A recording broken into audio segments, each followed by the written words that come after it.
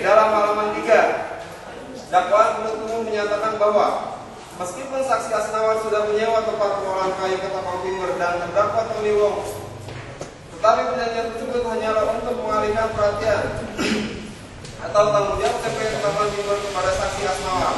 Sedangkan saksi Asnawan selama menyewa tempat pengolahan kayu Ketapang Timur belum pernah menyerahkan uang kepada terdakwa Tony Wong.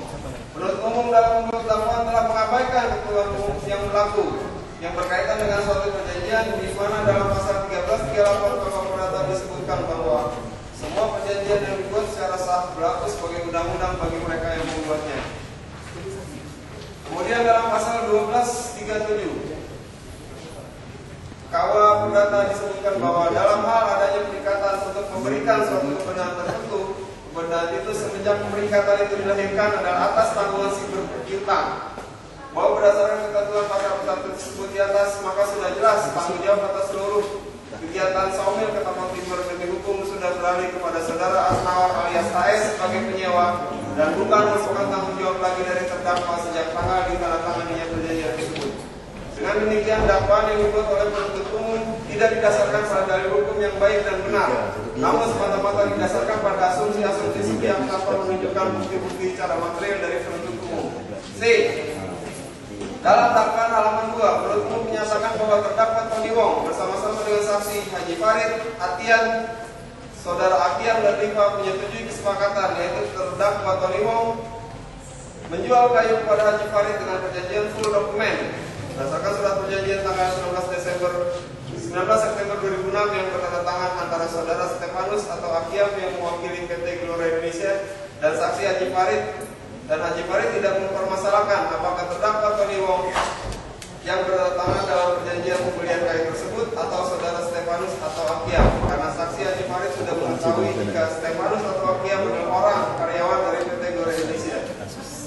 Dakwaan penuntut umum tersebut merupakan dakwaan yang error in persona, di mana seharusnya penuntut umum menguraikan lebih dahulu sejauh mana hak dan kewajiban terdakwa sebagai Direktur PT Gelora Indonesia sehingga dapat persis mengetahui dengan pasti apakah terdakwa telah memberikan kuasa penuh atau belum kepada saksi Stefanus atau Akiam untuk menandatangani perjanjian tersebut, sehingga Stefanus atau Akiam benar-benar memiliki kewenangan untuk menandatangani perjanjian dan mengingat perjanjian yang ditandatangani oleh Stefanus Akiam tidak mendapatkan kuasa dari terdakwa sebagai direktur, maka menjadikan dakwaan tidak seharusnya ditujukan kepada terdakwa Tony Wong, namun justru ditujukan kepada saudara Stefanus atau Akiam. D. Dakwaan spekulatif berikutnya adalah saksi Sujadi alias Atian sudah menerima uang dari Haji Farid sebesar 4.400 juta rupiah tidak disertai dengan tanda terima karena uang tersebut ditransfer oleh Haji Farid melalui Bank BNI dan Bank Danamon cabang Ketapang. Berkaitan dengan dalil dakwaan penuntut tersebut terdapat fakta materi hukum yang tidak dapat dibantah lagi, bahwa saksi Sujadi alias Atian telah menerima uang secara langsung dari Haji Farid uang sebesar 4.400 juta rupiah, maka secara logika hukum hanya terdapat hubungan hukum antara saksi Sujadi alias Atian dengan Haji Farid tanpa adanya keterlibatan dengan terdakwa Tony Wong secara langsung, sehingga sudah seharusnya terdakwa dalam perkara ini adalah Haji Farid sebagai penyandang dana. Kesimpulan dan permohonan. Majelis hakim yang kami muliakan, saudara penuntut umum yang kami hormati. Seperti kami sampaikan pada bagian penuntut ini, bahwa segala keberatan kami di atas semuanya adalah tentang syarat material dakwaan penuntut umum.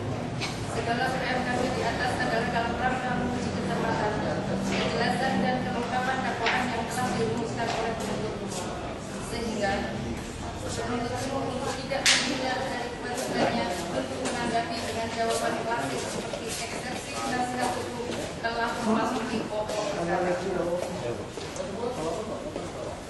Marilah kita sebagai sesama penegak hukum kita mengupayakan kebenaran dan keadilan. Apabila memang perkara ini menurut hukum tidak dapat dilanjutkan, maka sudah seharusnya perkara ini dihentikan sampai di sini. Janganlah memaksakan diri untuk memenuhi target tertentu atau sekedar menyelamatkan luka untuk mengorbankan terdakwa dan mengorbankan hukum serta keadilan dan kebenaran itu. Jagalah dalam penegakan keadilan